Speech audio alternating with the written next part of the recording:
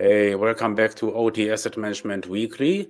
In today's session, we talk about your favorite topic. I know it is the Purdue model, because anytime we do anything about Purdue, the videos usually get a high view count. So I anticipate it's going to be the same with this video. What I'm trying to do today is, as the title suggests, tell you everything you need to know about the Purdue model, especially if you are from the IT side of the house. So if your experience is mostly in IT and you struggle to make sense out of the Purdue model.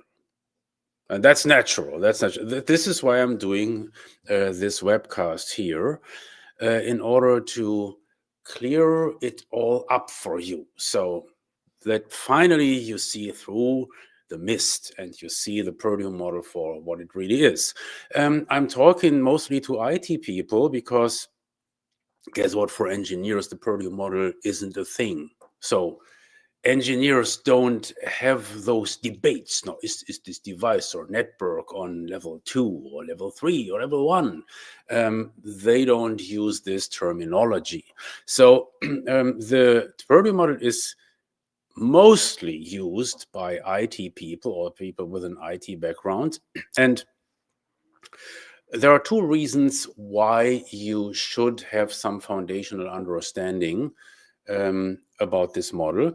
If you are such an IT person, aspiring OT security expert, why should you be able to look through the mist? So first of all, there are a lot of misconceptions about the Purdue model that will lead you to bad results when it comes to OT security, and I will explain to you why. And the second reason why you should be able to see through the mist is because many people completely overvalue the Purdue model and spend way too much time in a desperate effort to understand it. Guess what? There isn't a lot to understand. There is a lot of nonsense around this model, and it's just a waste of time. It's like when I discovered as an adolescent, I spent years trying to understand the teachings of this particular philosopher. Take Theodore W. Adorno, for example, only to figure out after so many years, well, it's mostly useless nonsense. So I take the nonsense back. It's mostly useless, so you shouldn't spend too much time on it. So let's get right into the thick of it. The Purdue model is a conceptual model that is intended to help people understand, especially people with an IT background, what's going on in a factory automation environment. And as it so happens, in that environment, you find devices, you find technology that sometimes seems to be very remote to IT people when it comes to actuators, for example. Many IT experts till this day have no idea what an actuator would be. Then you also have Windows boxes, you have computers, you have switches that might have a totally different function and use cases as you know it from IT. So in that respect, the Purdue model does carry some water, because it gives you an idea what's going on in that OT space. And let me, in order to understand this a little bit better, let's just look at those many visual models that you have seen. So what I did here is simply I did a Google search for Purdue model and clicked on images. And maybe this one that I singled out here from the good folks at Armis is a good starting point, because it shows you, well, at the top, you have all your IT stuff. And you could think of that as the tip of the iceberg. Because then when you go down, this is underwater where you find all the bizarre stuff. Bizarre for an IT person, for engineers, it's where they live, right? So you have some historians, you have SCADA systems, you have operator stations, you have your PLCs, and finally down there at the very bottom, you have the sensors and actuators. So that makes sense, and that might lure people, IT people, to think about, that there is so much more below that surface. So in IT, we have been dealing with the tip of the iceberg, and down below underwater, man, all the funny, sometimes scary creatures that live there. That makes sense. So it would hopefully prompt you to figure out what a PLC is, what a VFD is. This is stuff that you have to know when you want to do anything in OT, and certainly also in OT security.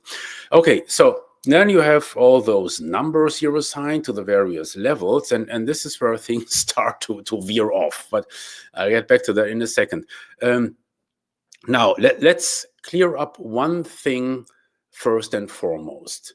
This model has very, very little to do with network architecture and nothing or even less to do with OT security. And I tell you why. So this is, for example, what the Army's guys got wrong. So this suggests that you would actually be looking at different network layers. That is actually not true in real life. So you should just forget about those lines here. Somehow these devices talk to each other, but not in this architecture that you see here. Okay, just keep that in mind. The only thing that you should associate with Purdue when it comes to networking, the one and only thing is that you should have a protection layer, a security layer between the enterprise network and anything that's going on in OT. That is maybe the most important takeaway that you keep in mind. All that stuff below that level 4 that should be protected somehow. Because in the enterprise network, all kinds of traffic is going on that you don't want to see in your OT networks. And this is where it gets really funny. So in a way, this is what you would expect. So I've just flipped over here to another diagram. Now you see here there's this security layer between the IT network, so usually the enterprise network, and the OT networks that usually start with level 3 and go down to level 0. So that is something that you want to have. And the best implementation for that would be, as it is depicted here, a DMZ. And this is something that you find in various other diagrams, such as this one. And again, here is where it gets funny, because this DMZ was not conceptualized in the original Purdue model. So therefore, now you have a layer between 3 and 4. What do we do with that? A simple answer. So that is the solution that you usually see. Well, okay, let's just call it 3.5 because it sits between 4 and 3. So let's make it a 3.5. Again, this was added later to the model, and it's clear from the nomenclature. So there is this intermediate step, and as fate has it, there are all kinds of different ways to also label that. So I've selected here another one where they say, no, the DMZ, that's level 3. And then you have a control center / processing LAN that is level 2/3. They're below there. You have a level 2. And this is where things get funny, because now some people some people in IT, some aspiring OT security experts believe it's really worthwhile to figure out, well, what is right and what is wrong. Is this on level 2, level 3, 3.5, 2.5? This could suggest here this operations management zone, or that you should probably call that 2.5. And discussions like that are just a pile of BS. So they're a waste of time. You don't want to engage there. You should just take away the following. You have the separation between IT and OT. You would want to see a DMZ there, and the rest is pretty much the Wild West. And that's not that doesn't mean it's insecure. I'll get back to that. So here is another one where you see, oh, they placed the DMZ in that upper right, but it's also labeled 3.5.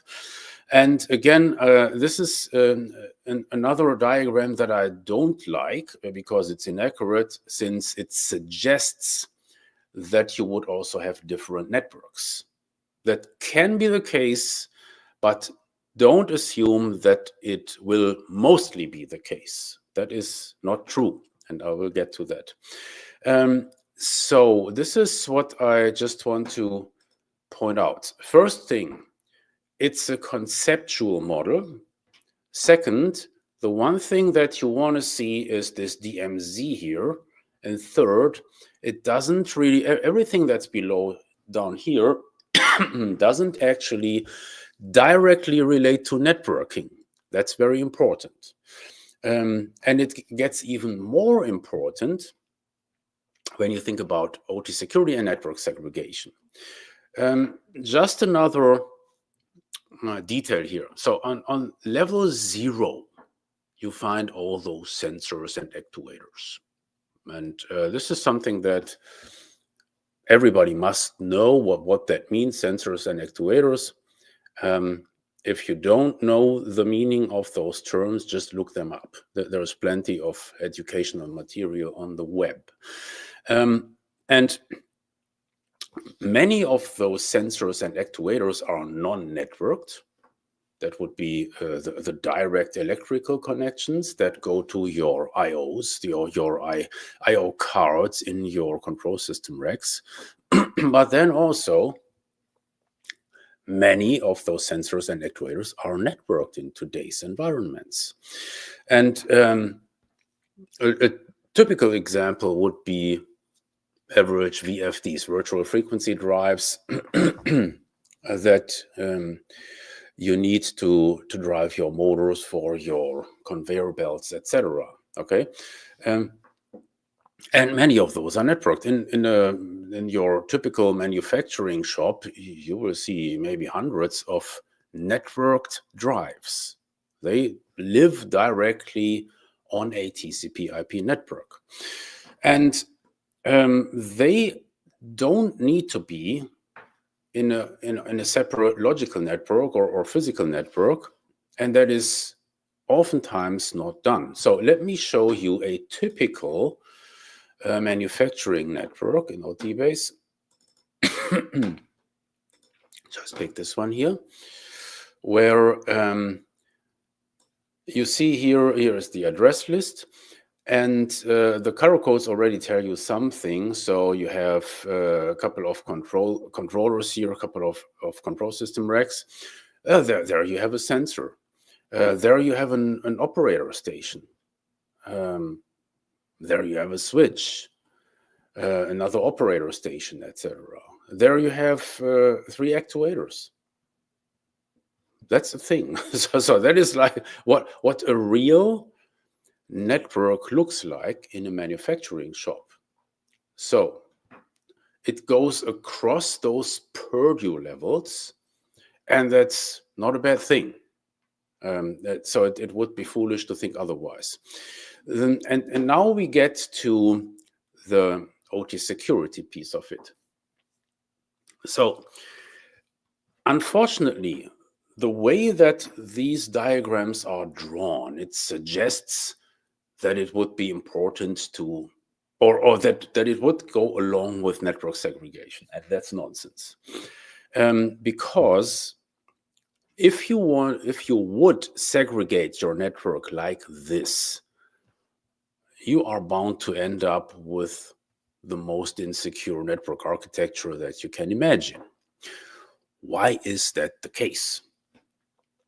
So let's just assume you put all your, as it's suggested here by the good people at Zscaler, right, all those PLCs at level 1 and the RTUs, you put those all in one network or one zone.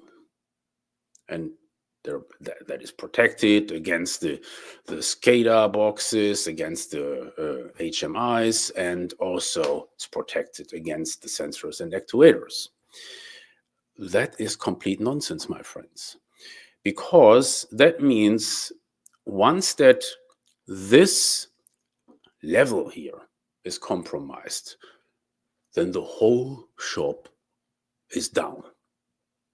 Right? So because you have all your controllers in there, and that is not a good strategy. So in other words, your segregation would have given you nothing. When it comes to segregation strategies, you should always start with thinking in zones. You should start thinking east-west traffic, not north-south. Because for a segregation strategy, the big question is which units are able to operate on their own, so that even when other stuff is compromised, that let's just say those other machine lines can still function. That is what a good segregation strategy will yield. And now you understand why the Purdue model does not lead to a good segregation strategy. It leads to a bad segregation strategy.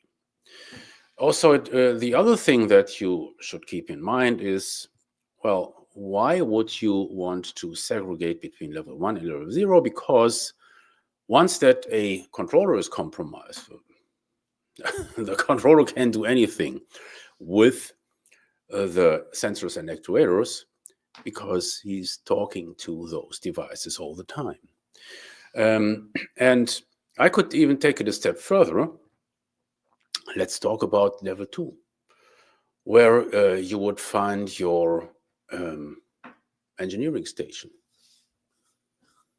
If the engineering station is compromised, you can kiss your controllers and actuators goodbye, because the engineering station is then in a position to compromise the controller, and then the controller can do what it wants with that malicious code with the actuators.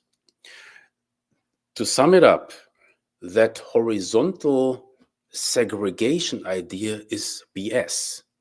It's counterproductive. You should think vertical or lateral movement, east-west. That yields solid segregation strategies and wins when it comes to protection. And now you have a better idea why a network such as this makes a lot of sense, because it contains all the stuff or most of the stuff that is required for a specific plant component. If anything in this network goes down, that plant component goes down anyway. Sorry. But that should not affect other machine lines, etc., other plant components. That is what you need to keep in mind when it comes to OT security and when it comes to furnishing a network security strategy, a segregation architecture that actually yields some benefits. And this is what the Purdue model doesn't tell you, because it's just horizontal. Okay. And so maybe the way out here would be to take a closer look at ISC 62443, where the concept of zones and conduits is introduced. So that carries much more water. And maybe in closing, I would say that model is not only totally overrated, it's also abused beyond belief. And as I have shown you, well, even some OT security vendors have no clue. That is something I find very concerning. But nobody seems to be bothered by that. That your vendor one tells you, oh, this is zone 2/3, and the other tells you it's 3, and then I don't know. So it's all over the place. And please take my advice. Trying to sort that out is a waste of time. You don't need that. And the other advice that I have for you is just talk with actual control engineers. And you might even end up in a situation where the control engineer who is running that shop for, I don't know, a decade or so, gives you that very surprised look. What do you mean, level 1? Oh, you're talking about the controllers. Oh, no, I got it. Yeah, I can tell you everything about the controllers. What do you actually want to know? So that is a different world. And it is really surprising how much time IT folks spend on this model. And also sometimes don't realize that they don't impress experienced experts. Just keep your Purdue model, but leave us alone. So, in closing, it's not a network model, network architecture. No. The one thing that you should take away is you need that security layer, and that should be a DMZ between IT and OT. Anything below that security layer can be architected in any different way. It will most definitely not be architectured in what Purdue suggests, where you have separate networks for the actuators, for the PLCs. No, you don't see that in real life. It will, when it comes to network security, when it comes to segregation, it will be segregated with the idea to keep individual process units functional, even in the case that there are issues, network issues, security issues in other areas. That's all you need to know about the Purdue model. Have a nice day.